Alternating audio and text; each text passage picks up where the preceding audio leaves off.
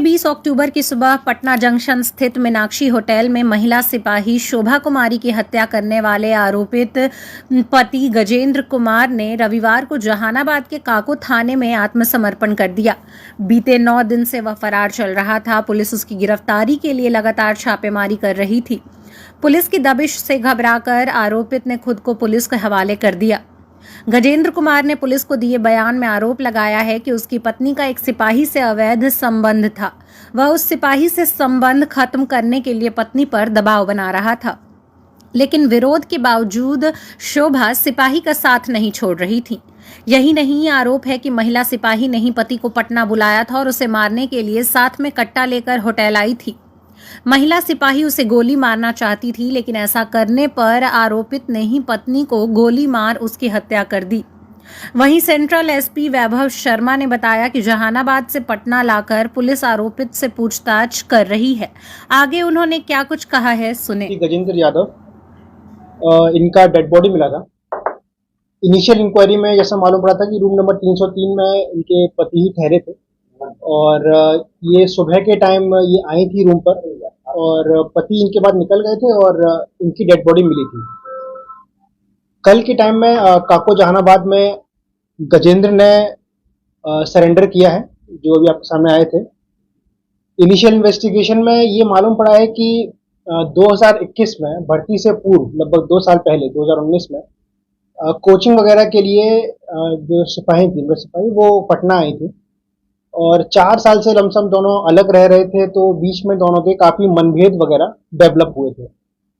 समय के साथ दोनों की बातचीत भी काफी कम हो गई थी और कुछ संदेह वगैरह भी उत्पन्न हुए थे, जिसके कारण दोनों के बीच में काफी लड़ाइयां होने लगी थी और इस साल में लड़ाइयां काफी बढ़ गई थी। तो पटना जब ये आई थी 16 तारीख को, तो भी जैसा अभियुक्त ने बताया कि उसने नहीं बताया था कि मैं पटना आ रही हूँ। तो पटना आने के बाद उसको मालूम पड़ा कि वो पटना आई है। मिलने 17 तारीख को यहाँ आया था। उन लोगों की मुलाकात भी हुई 17 तारीख को, पर उसमें भी दोनों के बीच थोड़ी लड़ाइयां हुई थी। तो उसी के फॉलोअप में जो अभियुक्त था उसने 2 हथियार अपने एंड से इकट्ठे किए थे, दोनों खरीदे थे और वो इस मोटिव से आया था कि लड़ाई होती है तो इस बार मैं उसको मार दूंगा। उसके मन में विद टाइम ये भी संदेह आ गया था कि अगर मैं इसको नहीं मारूंगा तो हो सकता है कि ये मुझे मार दे। तो दोनों हथियार लेकर वो 19 तारीख को यहाँ आता है। 19 तारीख की रात में दोनों की बातचीत होती है और वो 19 तारीख को उसको बुलाता है। 20 तारीख की सुबह वो आती है, दोनों की बातचीत होती है, दोबारा लड़ाई होती है और आक्रोश में आकर वो हथियार का प्रयोग करते हुए महिला को मार देते हैं। ये पूरा बयान उसने स्वीकार किया है और अभी वो लोग अरेस्ट हो चुका है। एक और बता रहा था कि है और इस पूरे पॉइंट पे जांच की जा रही है। जो भी इसमें पॉइंट्स बताए गए हैं वो सब इन्वेस्टिगेशन का पार्ट है और पूरे इन्वेस्टिगेशन में अगर ये पॉइंट सही माना जाता है तो उसकी पुष्टि की जाएगी। हथियार का इंतजाम इसने जहानाबाद के पास के एरिया से किया है, उसे हम डिस्क्लोज अभी नहीं कर रहे हैं। इसने बताया है और हम बहुत जल्दी इसको रिमांड पे लेकर जहां से इसने दोनों हथियार लिए थे वहां रेकी करेंगे और गिरफ्तारी करेंगे। ये वापस अपने घर के पास ही गया था, जहानाबाद में ही रुका हुआ था और जब उसको महसूस हुआ कि पुलिस का दबाव बढ़ गया है और बाद में वारंट का कुर्की वगैरह की कार्रवाई होगी, तो इस दबाव में आकर सरेंडर किया। गोलियां कितनी चली? गोली 2 थी। सर, पोस्टमार्टम रिपोर्ट में क्या जानकारी है? क्या दोनों? अच्छा, पोस्टमार्टम रिपोर्ट में ये नहीं आता है कि संबंध स्थापित हुए थे कि नहीं हुए थे। वो तो इनिशियल बॉडी की इन्वेस्टिगेशन में जो मिलता है, कॉज ऑफ इंजरी वगैरह, वो आता है। तो अभी तो इंक्वायरी में यही है कि गन आर्म इंजरी में डेथ हुई है और सिर पे गोली मारी गई थी, क्लोज शॉट था और बाकी जो पॉइंट हैं वो सब एफएसएल की इंक्वायरी में मालूम पड़ेगा।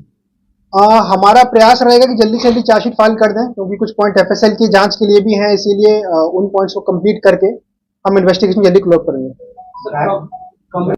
दोनों पति पत्नी से सिंदूर एक बात माना जाए नहीं, ऐसा पॉइंट नहीं है। मेन पॉइंट वही है कि काफी टाइम से बातचीत नहीं होती थी और जब भी बातचीत होती थी दोनों में लड़ाइयां काफी होने लगी थी।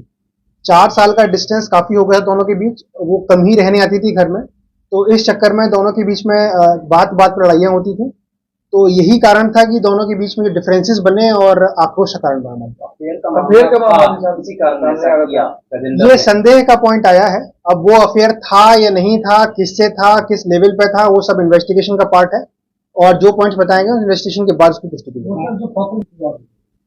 इसने तो अपने बयान में यही बोला है कि ये लिखा है, पर इसमें कितनी सच्चाई है वो एफएसएल की जांच कर मालूम पड़ेगी। अफेयर संदेह था, हाँ। महिला पुलिसकर्मी ने गजेंद्र को मारने की धमकी आए दिन नहीं, ऐसा कोई पॉइंट नहीं है कि आए दिन देती थी। हाँ, उसको ऐसा भय था कि अगर वो नहीं मारेगा तो हो सकता है कि वो मार दे। होटल वाला बताया था। नहीं, हमने यही बताया कि 19 तारीख को गजेंद्र ने ही रात में आकर होटल बुक किया 303 और अगले दिन महिला वहां पे आई थी। 17 तारीख को कहाँ? ये पॉइंट इन्वेस्टिगेशन का। एक चीज और है, बातचीत कम थी, लड़ाइयां थी, पर ऐसा नहीं था कि बातचीत खत्म थी। ठीक है, उसने मिलने के लिए बुलाया था और शोभा तैयार थी कि ठीक है वहां पे मिलते हैं। हम तो डिफरेंस से यार थे सर। वो बोले कि आपके बैग में क्या है देखें, हमें कुछ नहीं देखे हैं, कुछ नहीं देखे हैं, क्या है आज आपको अंतिम दिन है पूरा, बोले थे ना कि आज लास्ट दिन है। बस सर गुस्से में लाल होकर कट्टा निकाली, दिमाग हमको होश में हो गया सर, पता नहीं चला, कट्टा निकाली, तान दी हमको पर दो बीस निकाल के हमको होश उड़ गया।